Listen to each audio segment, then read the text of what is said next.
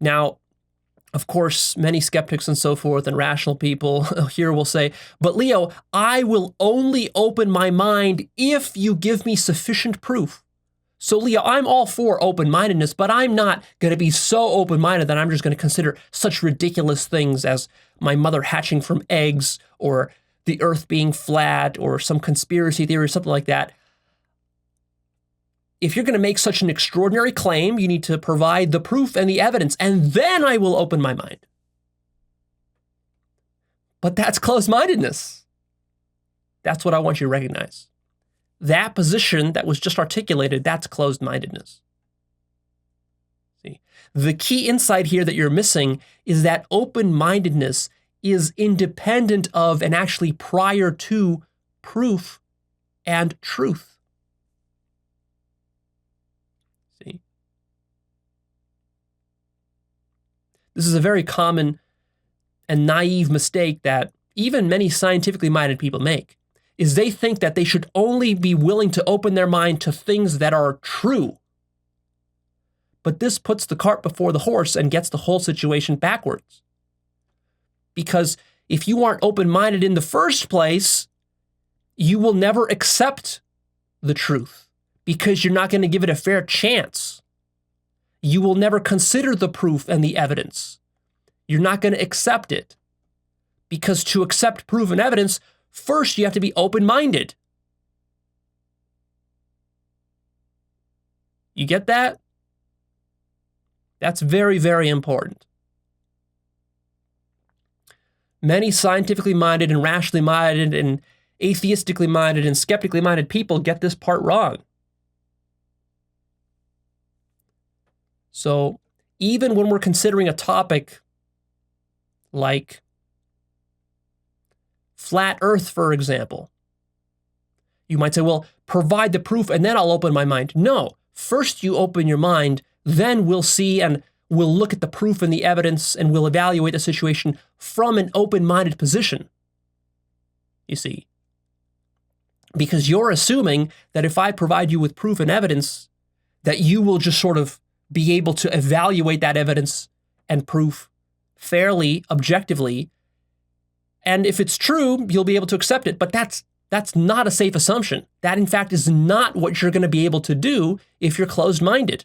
Only an open-minded person is able to do that. But you're closed-minded in this case.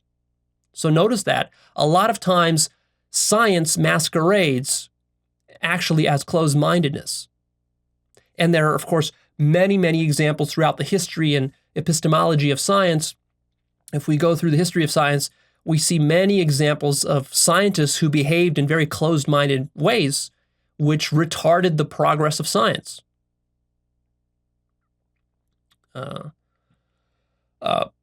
One such example, of course, is when it came to Copernicus and to Galileo and other people in that camp who did groundbreaking research into the motion of the Earth around the sun.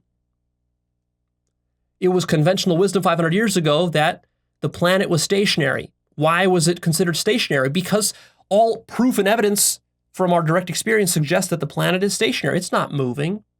If it was moving, we would feel it. What could be more obvious and simple than that?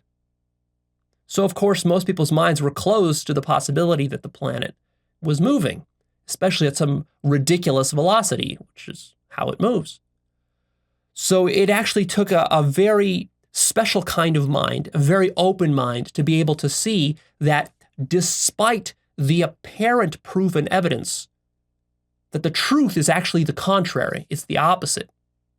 See, it took a genius scientific intellect, and really, back then, it was philosophers who were doing this work. Science hardly existed back then. It was part of philosophy. It's called natural philosophy, basically.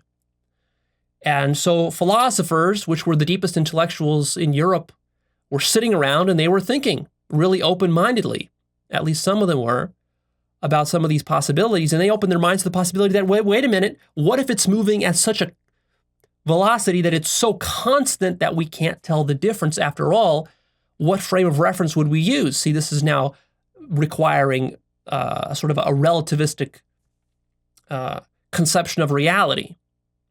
not an absolutistic one. And so now we open ourselves to the possibility that maybe it is moving, but we can't tell because we really don't have a good frame of reference. And sure enough, that's exactly how it works.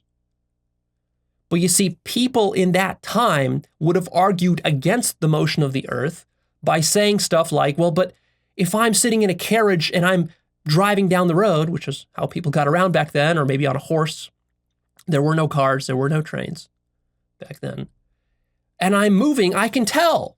It's obvious, I can feel my motion. So if the earth was moving, I should be able to feel it too. And clearly we don't feel it, so therefore it's not moving.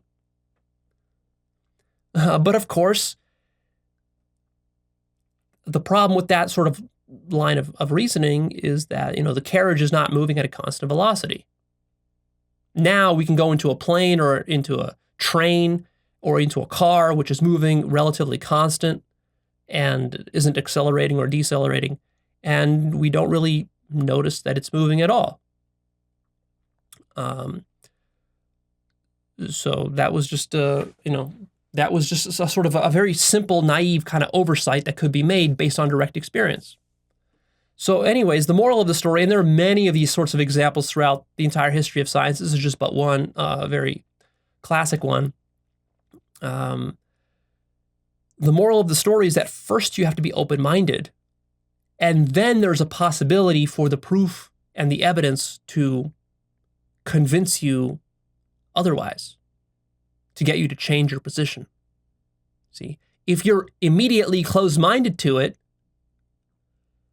what are you assuming? You're assuming that your entire sort of paradigm of reality is correct, but that's precisely what can easily be wrong because you didn't actually spend a lot of deep time developing your metaphysical and epistemic framework of reality. Your worldview wasn't something you sat down and you carefully developed over decades and years of experimentation. You just picked it up from your culture.